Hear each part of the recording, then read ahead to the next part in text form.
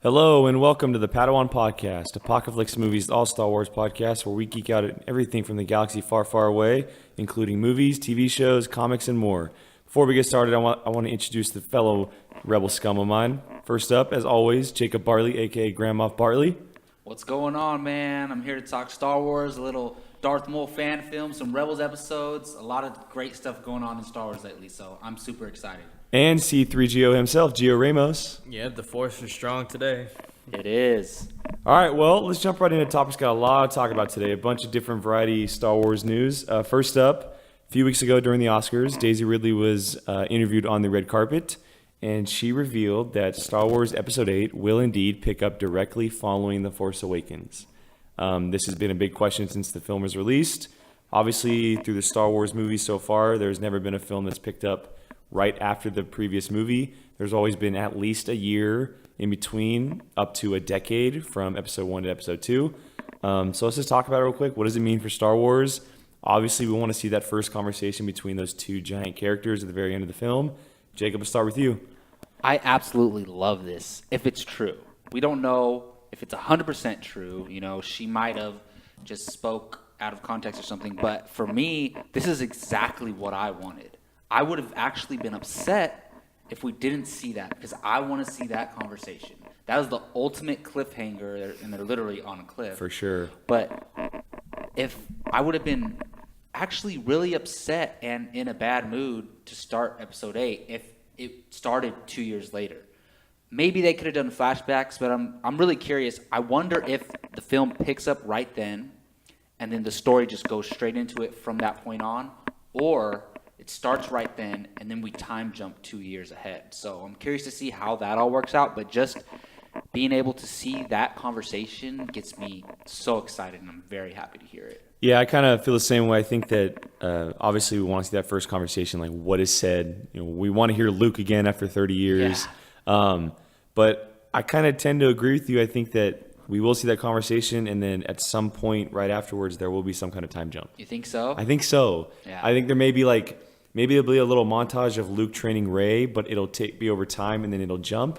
But that's just my thoughts. So, Gio, I mean, what do you think about the whole direct pickup from The Force Awakens? Well, I think we're going to find out early if Rey is in fact a Skywalker or Solo. Right away? I think so. Cool. I mean, why would you waste your time over it? Because then it just takes away from the focus of the story. You know, we're all going to be wondering, are you going to say it or are you not going to say it, you know? And secondly, I think the time jump is almost a guarantee, because by not doing a time jump, you almost limit the development of the character, you know. Will Rey become a Jedi, you know, like a expert Jedi in, like, let's say 3 months or whatever, you know, however long the time span is on the film, or, you know, Rey with the trooper or whatever he's going to do, you know. So yeah. By time jumping, you kind of take care of a lot of things, and, yeah, so I think it's more effective. Cool. Any last thoughts on, you know?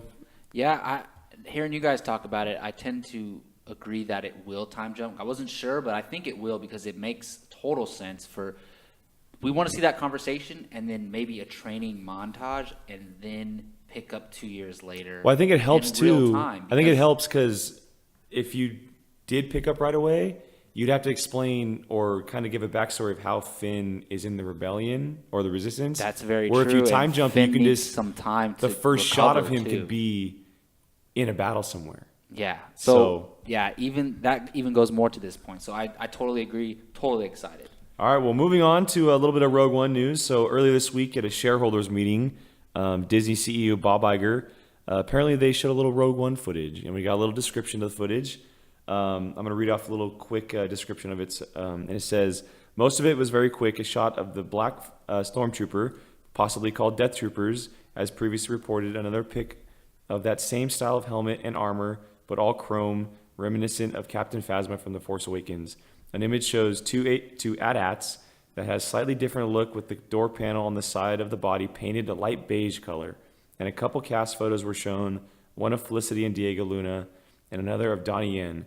The clip featured Felicity's character on what looked like the inside of a ship or shuttle, with her arm up holding on the hatch ramp door behind her. I wish I could remember what she said as part of the sizzle, but it went too fast. The new Stormtroopers look great. And, of course, all of our news we get from StarWarsNews.com. They do a fantastic job of kind of compiling everything. I don't know about you guys, but when I read this description, it reminded me a lot of the first trailer of Edge of Tomorrow. Wow. When he's inside that ship holding on and then it crashes. Mm-hmm. It does sound like it's very A New Hope era. But I mean, what do you guys think about the description? Gio, let's start with you this time. Now, is she riding into battle? Is that what we're getting? There's no confirm or deny whether, but that's kind of what it's implying. Yeah, I mean, it sounds exciting, especially when the fact that Donnie Yen's character is also with her. That guy, you put him in a movie, he's going to be doing some kind of, fighting. These Death Troopers, we kind of had some rumors before. Yeah. And now that's followed up with this report right here. It sounds great, but it doesn't really build my excitement because some of the stuff I already knew, and the fact that he can't remember what she said. Come on, man. Like, you're a reporter. Come on now. Like, maintain the inner fanboy for a second, and afterwards. But, I mean, yeah, it sounds great. I'm just looking forward to that first teaser trailer. Yeah, definitely. Jacob?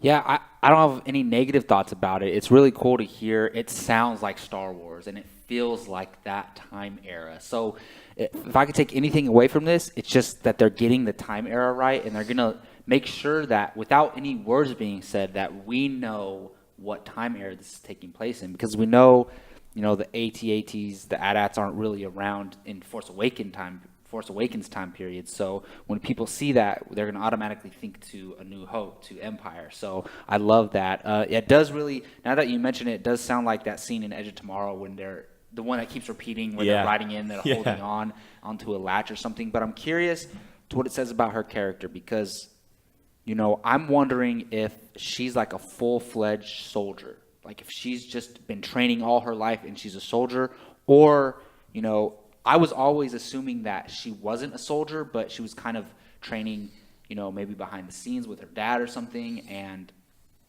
she gets called upon to do this mission and she has to go and do it. But it sounds like she's already a soldier. So other than that, there's not much to take away from it. But I like what I'm hearing for sure. Yeah, and it also kind of goes hand in hand with what is being described as a very dark movie. There's another report saying that there actually are a few trailers going around. They're trying to figure out the tone of the movie. And I guess all three of the trailers are like really, really dark. That's what we've always heard. Yeah, which we kind of, and in the same, while he was describing Bob Iger, while he was describing the trailer, he said that the film takes place immediately before A New Hope. So not just like years, like right before A New Hope. It makes complete sense because what's the first thing we see Vader doing? Looking for those plans. Yeah. So it makes complete sense. I'm curious, are we going to see Leia in some form or another if it is? Because she plays a big part in it. I don't know if we'll see her, but there may be a name drop. Well, who has the plans when A New Hope starts? That's true. Leia. So maybe it ends with her getting the plans. So I'm not totally disregarding. That no rumors that we heard are true. So we heard that who did we hear was playing her father in the movie? Mads Mikkelsen. Yeah, so that could not be true, and she could be Leia. So we don't know, and we know Leia's not afraid to get her hands dirty and be in battles. So I'm not totally. I'm over here thinking that. Felicity Jones is gonna die at the end, but I mean, because we don't see her in episode. Well, I mean. Unless she's Leia. It's crazy because like they're gonna have to fill in so much and work with what they already have, with episode 4. So I mean we'll see. All we can do now is I wouldn't put money on her being Leia, but I'm not disregarding the possibility. Yeah, and I mean think about it, we only have 9 months to go until we find out. I'm so excited.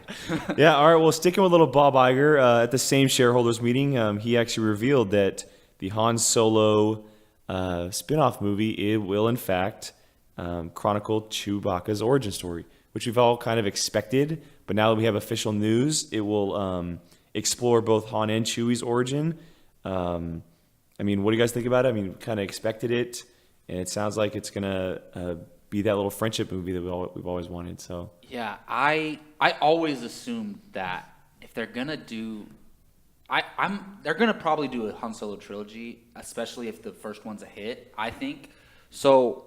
Why not in the first movie have that that origin story of their friendship. So, and if I'm not mistaken, I believe that's what he kind of said. It's an origin story for their friendship, kind of. So, and we know the life debt is canon. We know Han rescues Chewie from Imperials, and Chewie, has a life debt towards Han, and that's how they kind of hook up and become buddies. So I'm super excited about this. It's arguably the best relationship in Star Wars, at least friendship-wise. So I love this. I expected it, but I'm just glad to hear that it's confirmed. I'm so excited for this movie.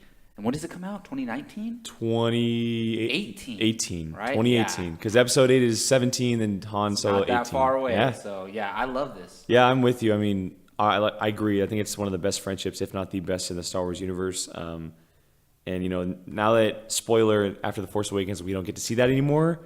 We get to go back to it from the very beginning. It's really cool to explore the life debt, explore the 12 parsecs, all that kind of stuff. That'll be really fun. And I never even thought about it, but a Han Solo trilogy sounds very interesting. It never really crossed my mind that they would be doing it. Yeah, I mean, it's all about it's going to be a hit. Yeah, I think so. So, yeah. Gio, what do you think? Oh, yeah, the trilogy, they're going to milk the crap out of that. I mean, it makes sense. The only thing I'm wondering is if we'll revisit that planet with all the Chewbaccas on there. Kashyyyk. Kashyyyk, yeah, thank you. I wonder if that planet will play a role because, I mean, technically Chewbacca helped Yoda escape, and then we don't know what happened to Chewbacca after that.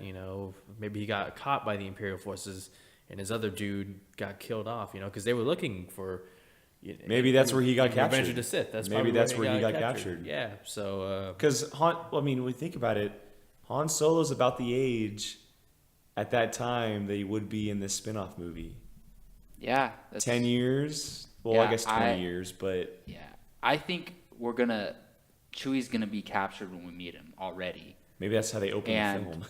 And Han's going to, obviously rescue him and break him out, so... Mm-hmm. So I think once we see Chewie, I don't think we're going to go back to his planet. I mean, maybe, but I think once we see him, he's going to be in a cell or something. So. Yeah. Any last thoughts? Well, I mean, so in Episode 3, Leia and Luke are babies. So how much older is Han than Leia and Luke? I think when we meet Han, he is around 30. Yeah, I would say he's about so. 10 years older than them. What? He's like 19. They're 19, right? I think he's about 10 years older than them. Well, I know Harrison Ford was about 35 in the first Star Wars movie, but obviously he doesn't have to play the same age he is. I would assume he's 30 when they meet, so about a 10, 11 year gap. Mm-hmm. Okay. All right, well, moving on from little official news, we're going to step into Gio's realm of news, little rumor stuff. And the Daily Mail has a little rumor coming around that's saying that Disney and Lucasfilm are talking about 10 more Star Wars films. That they're considering. They're talking about all kinds of different movies because of the profit of Star Wars Force Awakens and the hype that it has now. Again, this is just a rumor, but I wanted to speculate, talk about what movies they could possibly be. Maybe a couple trilogies here or there. Gio, what do you think?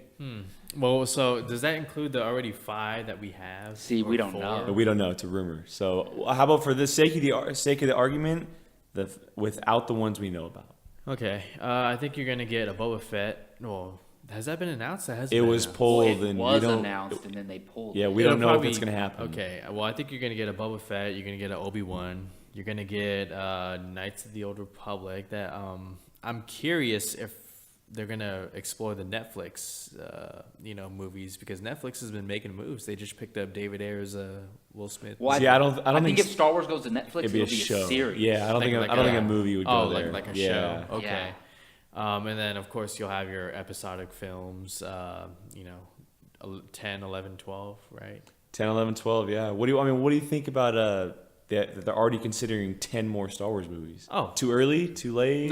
No, not at all. I mean, they seem pretty confident, and it's evident that Star Wars, is loved by everyone. It might not make the same numbers as The Force Awakens again, but it doesn't have to. So, I mean, it's no surprise. Of course, it's going to be around the mythology, the stories, all the non-canon that they have to work with. The universe is huge. Yeah, it's huge. Yeah, they can go on for a century. Jacob? Yeah. I don't even know why this is a rumor.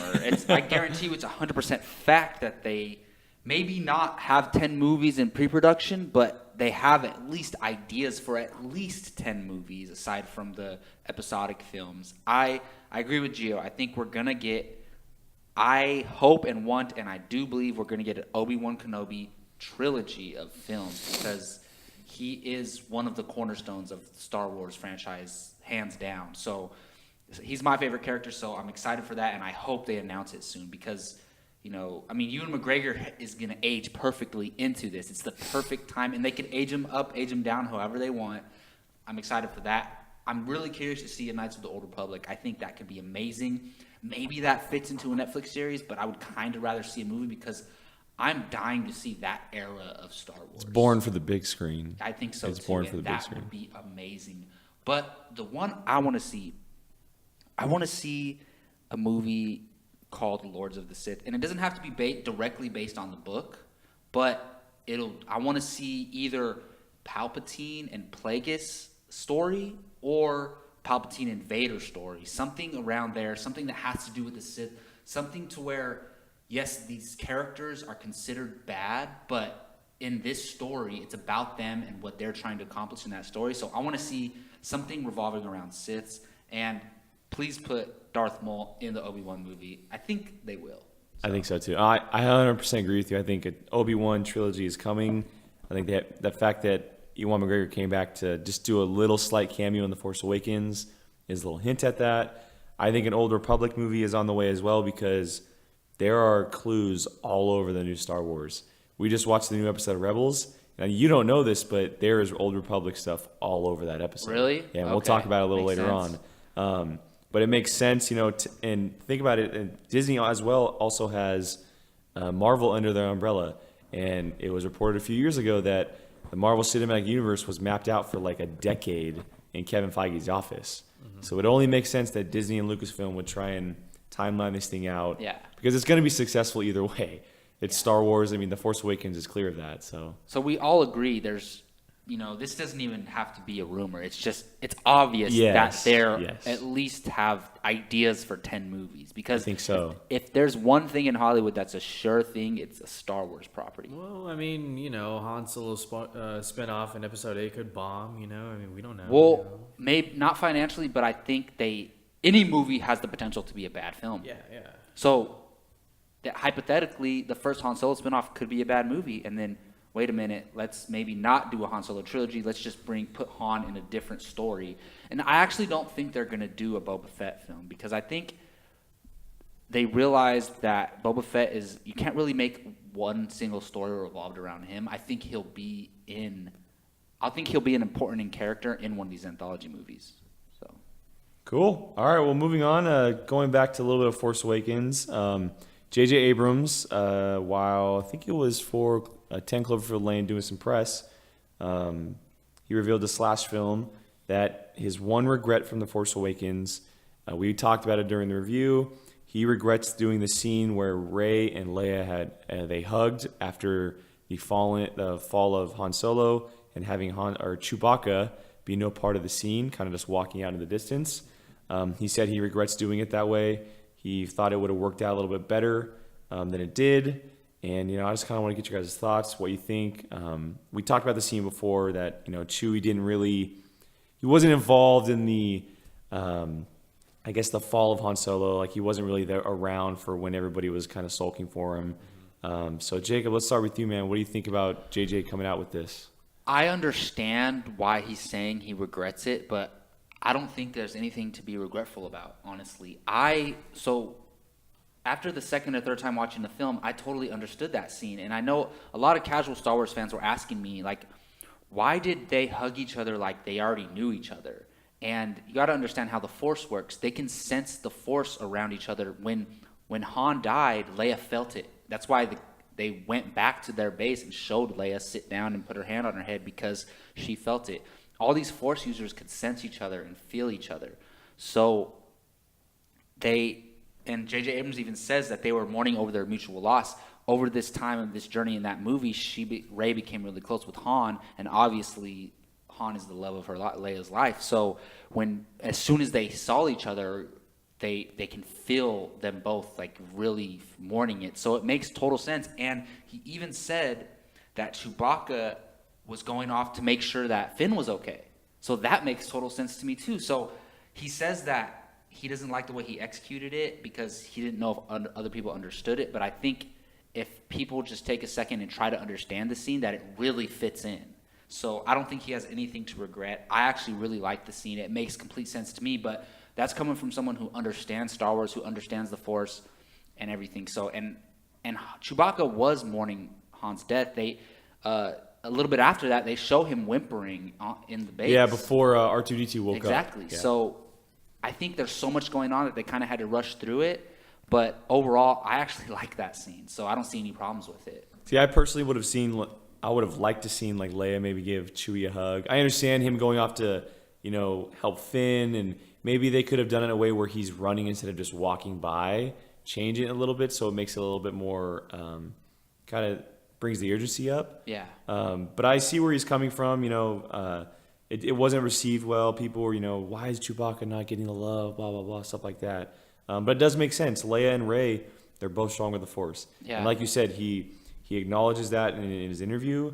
They know each other from not just the time that we saw them on screen, but the time we saw them that they weren't on screen. So it makes complete sense. I was okay with the scene as well. There were some things I would have liked to seen. But Gio, what do you think about his comments, and what do you think about the scene? JJ.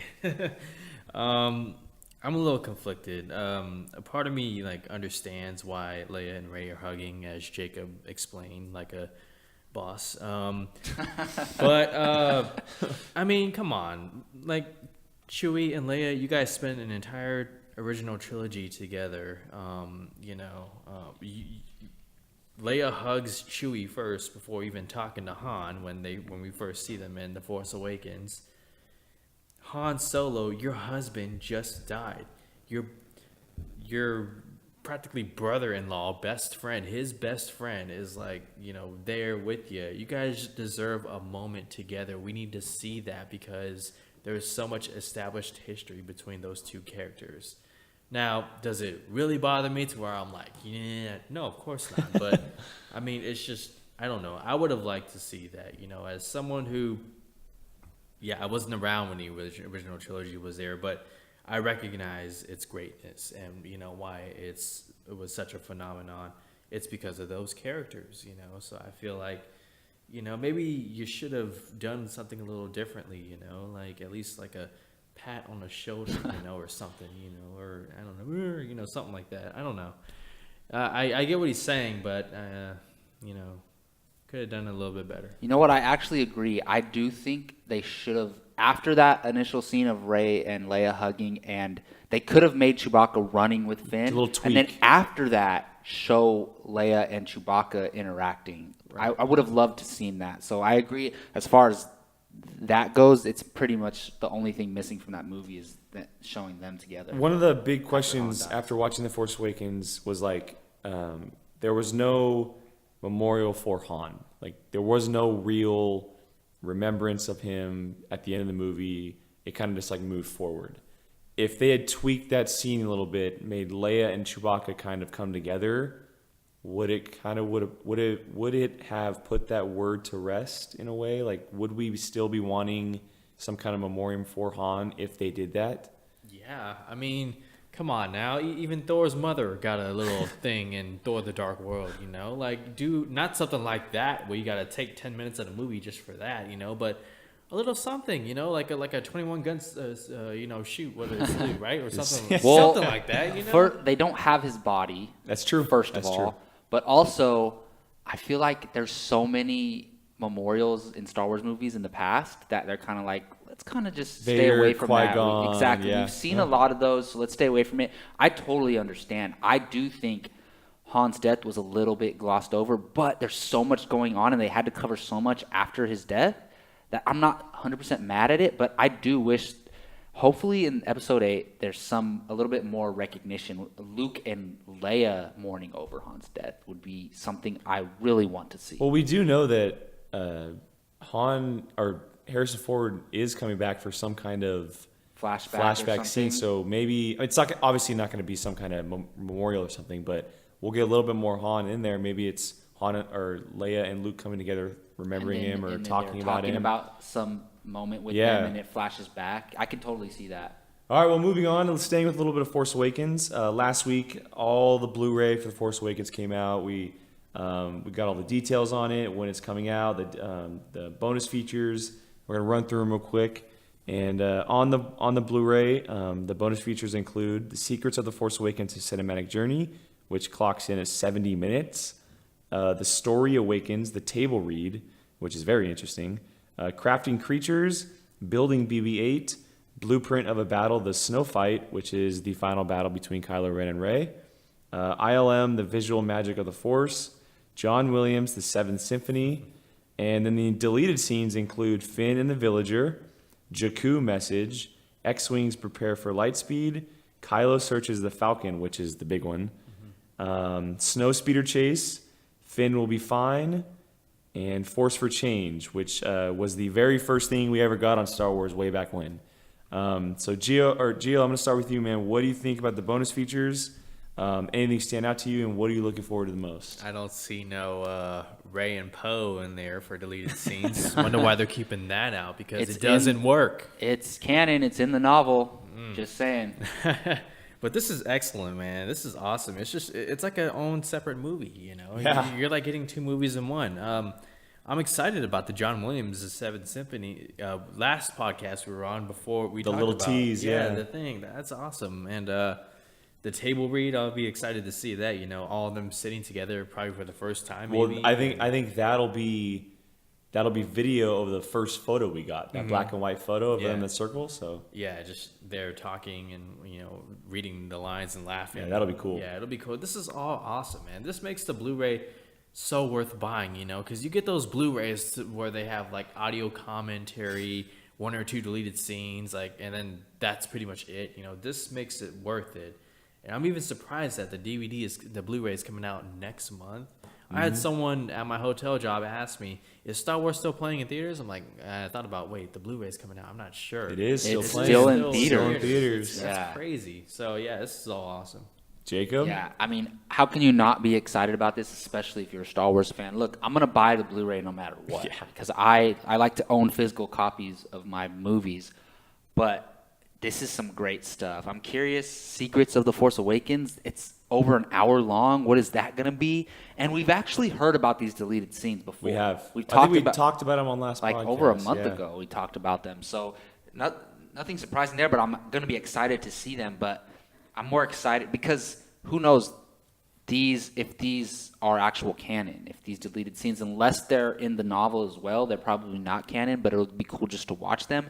But I'm more excited about the Secrets of the Force Awakens. The table read sounds incredible. I want to watch that, and some of the ILM stuff. So yeah, I'm totally excited and cannot wait to get my hands on this Blu-ray. Yeah, I'm with you. I think the Secrets of the Force Awakens and the table read are definitely the two that I want to check out the most.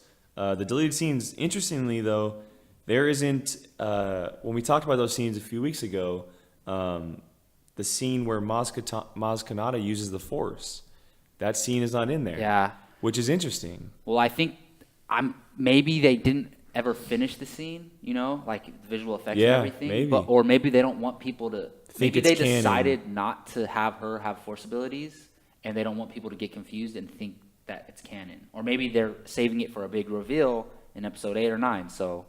Running through the deleted scenes real quick, which one are you guys looking forward to the most seeing in actual footage wise?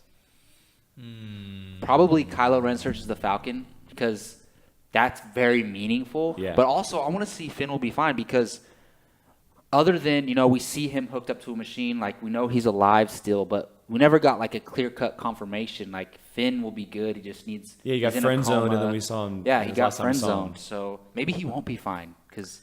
Leia's going to be like, she put you in the friend zone, right? And that's his turn to the dark side. Yeah, you never know. I don't know. I'm definitely looking forward to the Finn Will Be Fine, because it'll show Rey, teary-eyed, worrying, and, like Leia will be like, hey, calm down, all right? He's going to be fine, okay? I would rather see General Hux and Rey have a romance before Finn and Rey, honestly. Because their friendship was one of my favorite parts of The Force Awakens, and I don't want that ruined by romance. And just because two main characters are opposite sex doesn't mean they have to be romantically involved. That's why. But when they have such great chemistry, when there's so Why many... can't friends have great chemistry? When there's so many moments where it's like, you want to kiss, but you can't because you're contractually obligated for 2 more movies, and you can't do it until episode 9, I didn't ever feel like Rey was like looked at him romantically. I agree. I think Finn has a crush on her, but I think her as a friend means more to him than her as a romantic interest. So I think the desert fried her brain because she is obviously like... I think we're gonna be arguing this until we see episode 8 at least. I already called it. By episode 9, they're gonna have kids. All right. We'll by see. episode 9, they're gonna have kids. By the end of episode 9, yeah, they're gonna have really. They're gonna have twins. Yep. Twins, and then it's gonna go. Is off. Rey gonna die in childbirth? No. Yep. Come on, what? Rey's gonna die in childbirth, and Finn's gonna have the Force, and he's gonna become a cyborg. Good Lord. All right, enough from that nonsense. Okay, moving on. So if you're a lifelong Star Wars fan, you know that Harrison Ford always wanted Han Solo to die in, I believe it was Empire Strikes Back. I believe he wanted him to finish in the end of Empire Strikes Back because his arc was finished. He wanted him to go out as a hero, and so when the news was announced that Harrison Ford was returning, we all expected that he would be getting his wish. But it seems like Harrison Ford, going with J.J. Abrams again, from what he says, it seems like Harrison Ford came on not knowing he would die at the end of The Force Awakens. There's a big, long paragraph of what J.J. said. So just to paraphrase, he said that he understood why it was so powerful about his son killing him in the movie. So, I mean, Jacob, you read the paragraph. What do you think about the words from J.J.? It's not really that surprising because, like we've always known, Harrison Ford wanted Han to die in the original trilogy. So I'm sure, I don't want to say Harrison Ford was glad that Han was dying, but I'm sure he wasn't like, I'm sure some actors get the script and are like, oh, my character dies, like I wanted to be in the sequels. But it makes total sense. Harrison Ford is on the older side. He's not going to be able to play Han forever. So why not go out in this fashion? It meant so much to the story of how and why he went out. So it makes total sense. And he's probably ultimately glad to move on from the franchise, even though we're probably going to see some flashback scenes. But, it's just cool to hear J.J. Abrams talk about it, really, and get some insight into how they went about, doing this scene. So it's pretty cool. Yeah, I'm more interested in, maybe he read the script. He understood that, it fit the story, it fit everything they were trying to do, and they did the movie, and he's like, wait a second, I enjoyed this so much, I would love to come back. Maybe he regrets dying in the movie. Yeah, I mean, it wasn't his decision. Because during all the press, it looked like Harrison Ford was having one hell of a time. Even in the movie, you can see he's genuinely enjoying playing that character. And I mean, he got his wish. I mean, it's been 30 years in the making, but he died, and it was it wasn't as powerful as it could have been, but it was still a powerful scene. I mean, he died by the hands of his son. Well, what it means going forward is the powerful huge implications part of it, going forward, because for sure. It defines Kylo Ren from now on. He's defined by that moment. So anything before that, they could have handled it better, but going forward, it's very powerful. So, Gio? I mean, look, Harrison, there comes a time when you just have to let go and move on to other stuff. Much like Stallone and Rocky. Well, we don't know, but I mean, anyways, that's beside the point. But I mean, like Jacob was saying, or one of you were saying, during the press tour, he was having so much fun. He was going on the interviews. He smashed the Lego Millennium Falcon. He participated in the acapella with the Star Wars people. So I mean, it was clear that he obviously thought this was going to be coming back to play the character, let's do it one more time. But then he remembered, all right, I'm not taking orders from George Lucas and this and that, and he just had fun. I still think they could have done the scene a little bit better, because you didn't have to be a Star Wars fan to know that it was coming. I have a question. You guys know the what I'm saying? Scene. You're saying the scene better, or maybe set it up better? Better choreographed, maybe. Okay. Yeah. I think the scene was fine, but they should have had a scene or two with Han and Kylo Ren together before that scene to make one meeting would have changed that whole scene. Exactly, because we don't get to see them. Not that we had to, but we didn't get to see any. Even though their relationship is probably not good at that point, we didn't get to see them at all together. Maybe that's a flashback in episode 8. I think so. Yeah. I got a question because there's a new fan theory going around, and I don't know if you guys have heard this or not. Fans, they're all over the internet, that during that scene, is it possible that Han Solo actually turned the lightsaber on for Kylo Ren? Oh, wow. I didn't even think about that. Because we don't see him turn it on. But why would he help him go further to the dark side? Maybe so he didn't have to actually do it. Wow, it's going around the internet. It's new fan theory. You see they're like looking at each other, and it just kind of comes on out of nowhere. And then he says, "Thank you." I won't disregard that, actually. Who says thank you? Kylo Ren. He says thank you. I'm surprised I don't remember that after 5 times. So. Wow, that is very interesting. See, that rumor is a little less of a stretch than like Darth Jar Jar, right? So, yeah. Possible. Think so? Yeah. I mean, it's going around the internet. Think about the way the scene went down. It would make sense, actually. All right. Well, that'll finish our movie news for the day. We're going to move on to a little Star Wars Rebels. Jacob and I are going to review and recap the latest episodes of Star Wars Rebels, since Gio doesn't have time to watch the beautiful show that it is. The latest episode was called Shroud of Darkness, and, if you've been following us, Jacob and I have both been a little bummed by the filler episodes that have been lately. Well, we finally got what we wanted. So, Jacob, I'm going to shoot to you. What did you think of Shroud of Darkness? Yeah, so the last 4 or 5 episodes, even though I loved the last episode, the honorable ones, one of my favorites, just because of what it told us about those two characters. Yeah, Zeb and Callus. But other than that, it's still kind of filling in the time in between till when we get to the important stuff. So as far as not being a filler episode, I freaking loved this episode. It's so great. It opens up with a fight between Kanan and Ezra and the 2 Inquisitors, and those lightsaber battles are some of my favorite things about Rebels. And then I feel like every single moment in this episode was meaningful. Like, I could not take my eyes away from it every time it came on.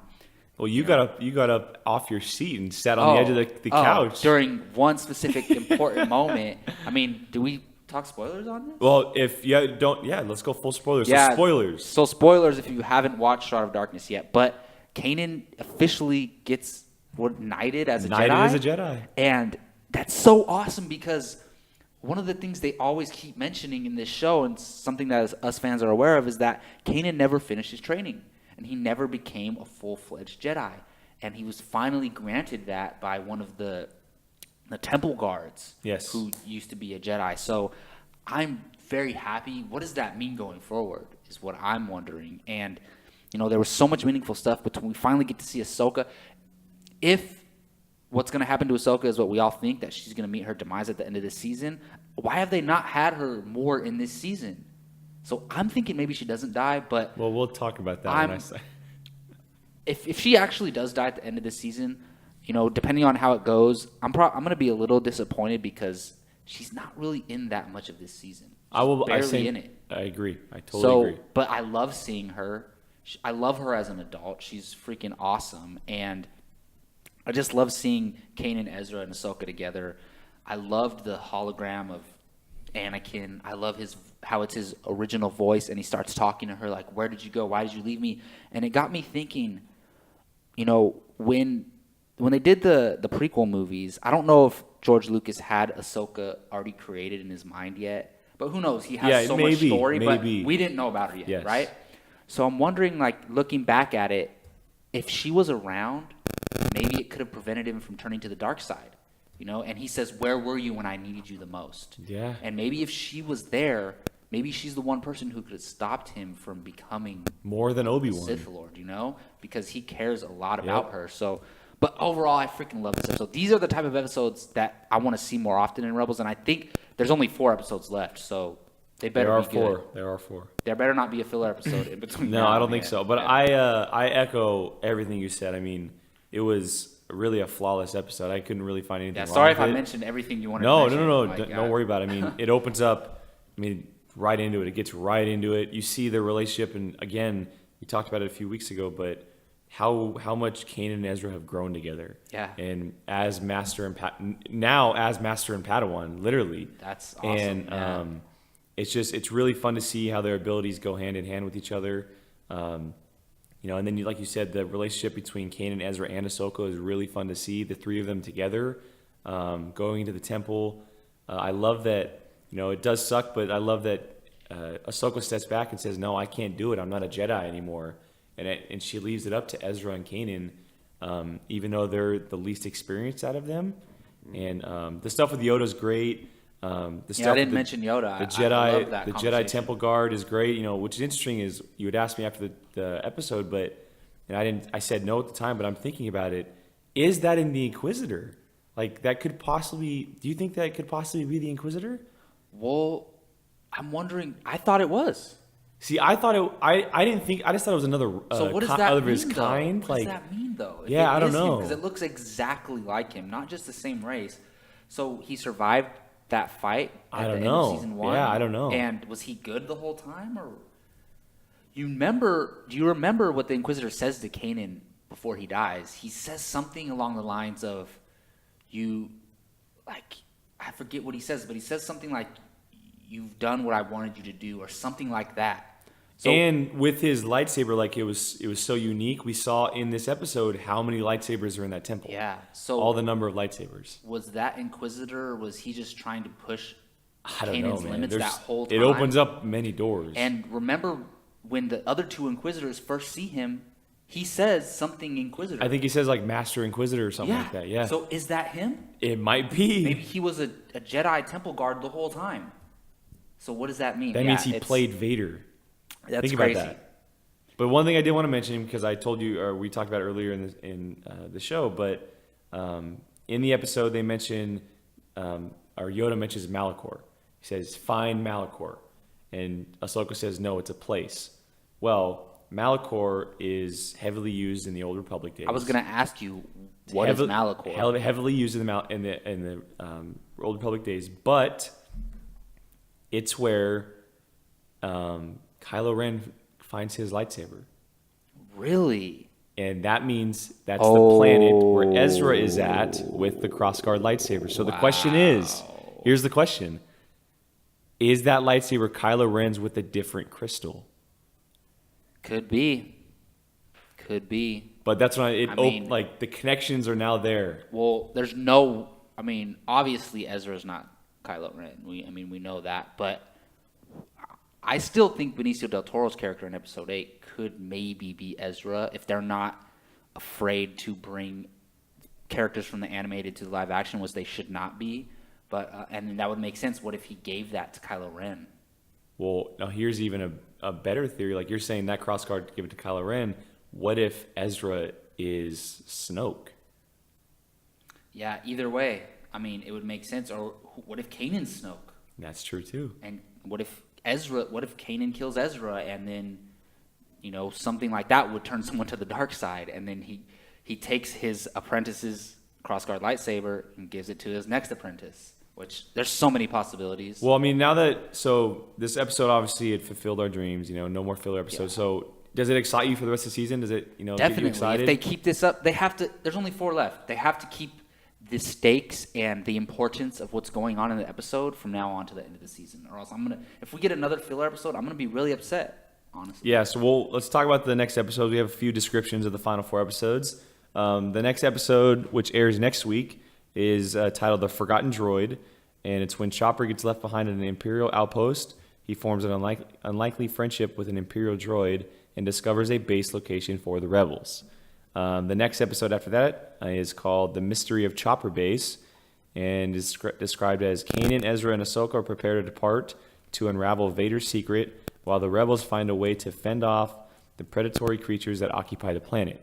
And the big finale, which will air as part 1 and part 2 in a one-hour episode, is called "Twilight of the Apprentice," and it's described as after gaining information about the Sith, Kanan, Ezra, and Ahsoka battle the Inquisitors with the help of a new ally, but are overmatched when Vader arrives. Wow. And okay, I just got to say it right now. That ally is Darth Maul. You think so? And you asked me in the beginning, but it's Darth Maul.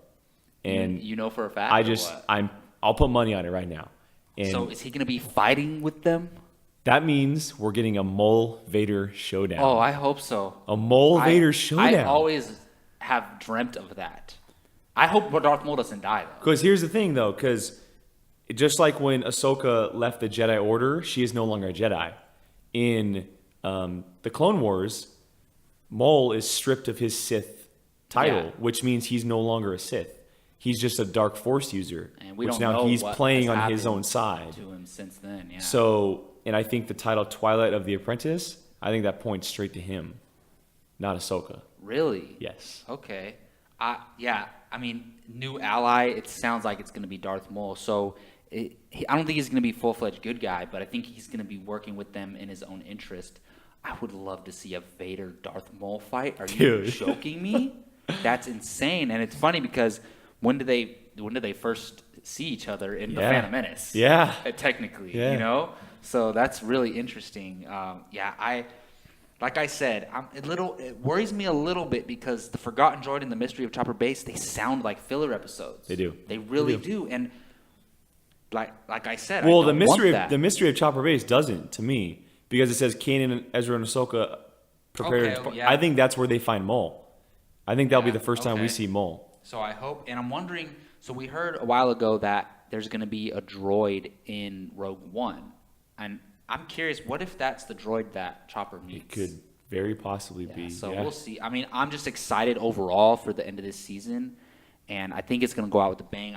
Man, we should watch the last episode together somehow. Yeah. I'll come over and watch it. So. We didn't talk about it when we reviewed last week's episode, but how about when the Temple Guard talked to Kanan about Ezra? What's going to happen?